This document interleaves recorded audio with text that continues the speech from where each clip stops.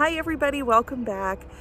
Today I'm just going to take you with me on what a typical busy day would be like for us. Now granted, not every day is like this, but today it's the exception.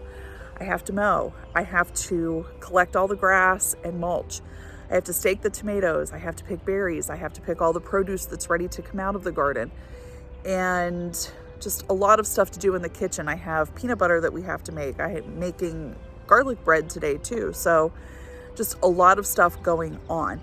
But first I want to show you what our garden looks like. It is amazing. Look at all of our tomato plants. Oh, they need staked up so badly.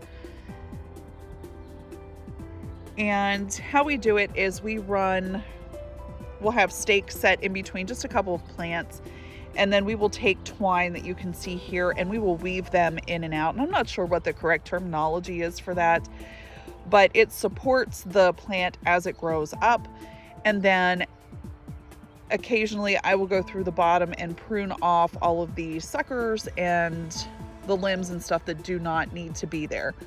So yeah, that's our tomato rows.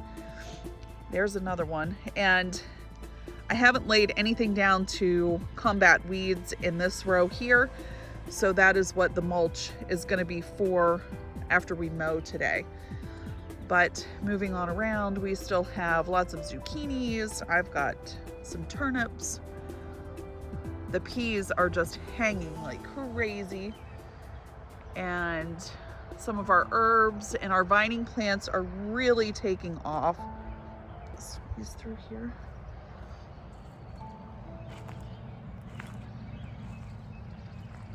These are Tahitian melons, so they're going to get pretty large, and you just have to train them. I did a video on this earlier, so you just have to come in and monkey with them a little bit to keep them growing up the trellis and not outside of it.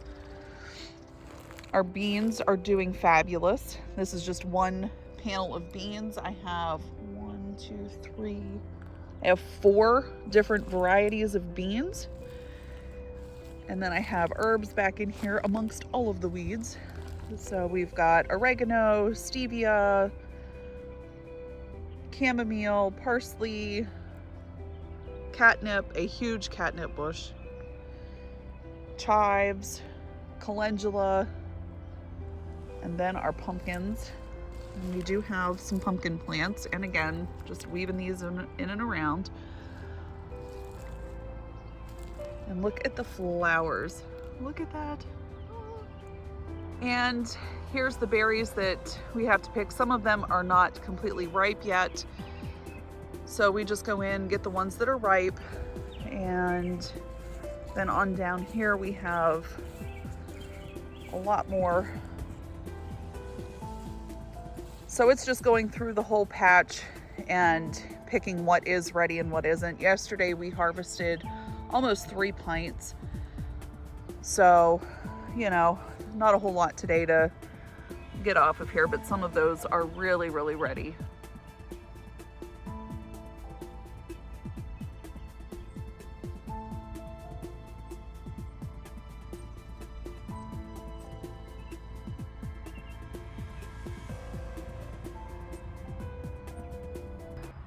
We have had an abundance of peas growing this year, more than normal. Usually I'll get 2 to 3 quarts to blanch and freeze, and that's it. And we have far exceeded that, and they are still growing. And you guys, this is not a normal summer for us. The temperature right now, I mean, I had to go in and get a coat. It's 60 degrees right now this morning, and the sun doesn't look like it's going to be coming out for a while. So we're gonna pick our peas, get those harvested, and then I have a few jalapenos that need to be picked as well. They're not huge because my plants aren't that big, but we've got to get those out, and then it's off to the berry patch.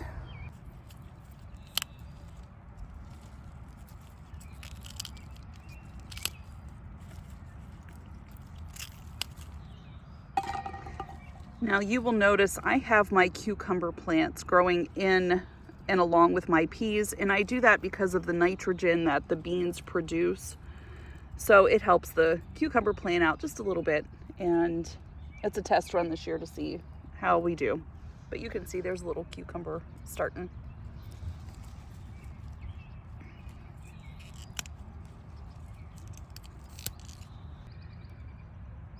When I harvest my peas, I wait until the pods are filled out and not flat. And I'm trying to find a flat one here to show you, like this one here. See how that one's really, really thin and flat? And then you compare that to this. And these are where you're gonna get your bigger peas from. So I always wait until they are about like that and then go ahead and pull them off. When we pick our berries, we wait until they get dark and then we pick them because they come off a lot easier and they're more ripe at that point. So we're gonna go through here and see how many we can collect today.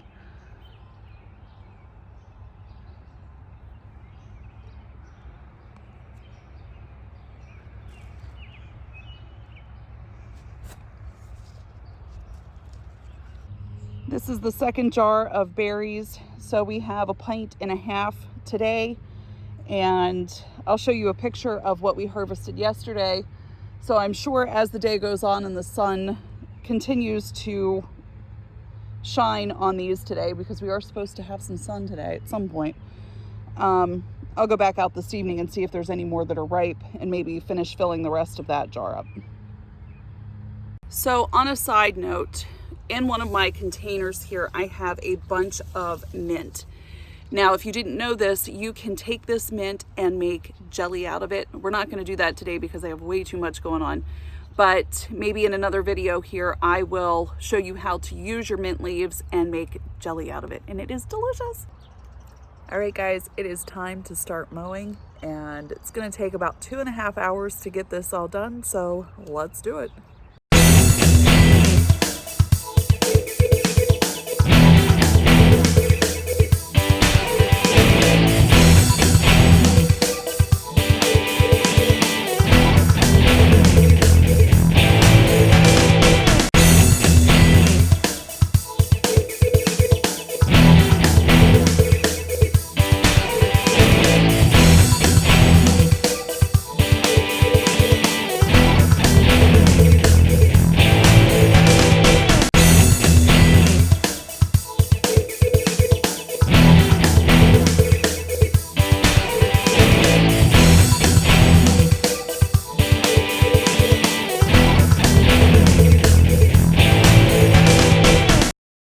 Whenever I pick up grass, I try and dump it in one central location, and I think I have enough here to do 1 row, and I still have 1 row of tomatoes that I need to get something down to keep the weeds out of.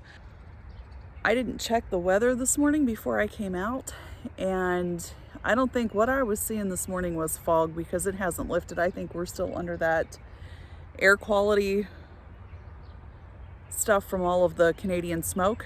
So I think I'm gonna go inside and call it a day and be done for the day, outside at least. And then we can do the mulching tomorrow.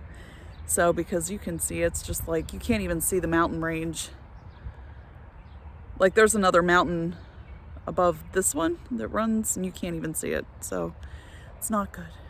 All right, so I just got out of the shower. It is nasty outside. That air quality, like it really is bad. Like I can't even see the farm across the street. So wish I would have paid attention to that earlier. Oh well. But nonetheless, I am having an iced coffee. And if you have never had this before, this mocha freeze, oh my gosh, it's so good.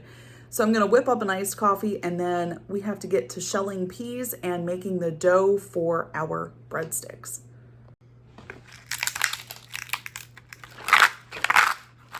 And I'm just using my Ninja Bullet for this.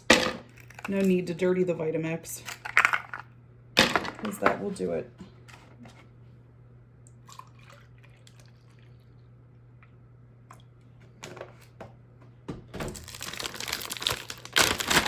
Oh yeah, this is lunch too, by the way.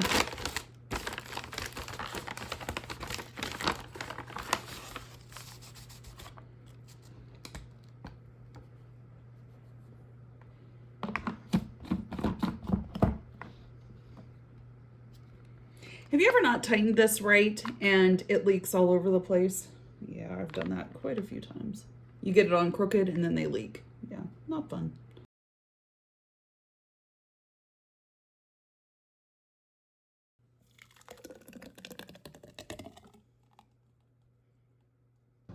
We have to shell all of these and then blanch them and then freeze them. So it's gonna take us quite a few minutes because my daughter is away at Hershey Park today with a friend, which is wonderful. So I'm hoping they're having a good time. But I'm minus my pea shelling person. Now I know why back in the older days they had more kids. It was to help shell peas. But you can see they are relatively larger in size if you let them go a couple extra days to get, you know, a little bit bigger. We ended up with a whole bowl of peas, so I'm thinking it's gonna be 1 quart. But first we have to blanch it for a minute to a minute and a half and then run some cold water over it, freeze it, and then we can be done. While I'm waiting for my water to boil so I can blanch my peas, I went out to the garden and picked a couple zucchini and some purple potatoes. I have a couple plants that are looking not so good and we've had a lot of rain lately and I think that's hurting the plant itself. So we'll see, but I pulled one plant out and got a hill of purple potatoes. So we'll slice these up, fry them, and then we'll take the zucchini that I picked and make what I call like an imitation crab cake. So you take the shredded zucchini with an egg, breadcrumb, salt and pepper, and Old Bay seasoning. Form those into a patty, fry them up on the skillet. Excellent, excellent, excellent imitation crab cakes. So I do have a video on how to make those in my channel. You just have to search for it. But then we'll just slice these guys up too and have some potatoes on the side with it. So that's what's for supper tonight, along with our homemade breadsticks. Once your peas are blanched and you've drained them and dried them, put them on a cookie sheet like this with some parchment paper underneath. Toss it in the freezer until these become frozen solid. Put them in a freezer bag, and that way they won't all clump together in one big chunk.